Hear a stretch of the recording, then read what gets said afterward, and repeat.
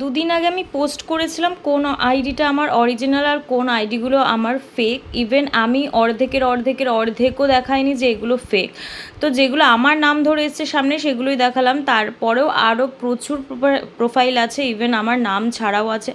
দেখো, যেহেতু আমি দেখিয়েছি দুদিন আগের ভিডিওটা যে এইটা আমার আইডি নয়, রিয়েল আইডি নয়, তার জন্য আবার নোংরা নোংরা ক্যাপশনস দেওয়া শুরু করেছে। মানে আমার নামে রয়েছে, আমার ছবি দিয়ে আছে, কিন্তু তাও আমি বুঝতে পারছি না যে এদেরকে কী গালাগালি দেব। তো যাই হোক, যে প্লিজ একে রিপোর্ট করে, আমি জানি কিছু হবে না, কিন্তু যেইটুখানি সম্ভব তোমরা আনফলো করে দাও।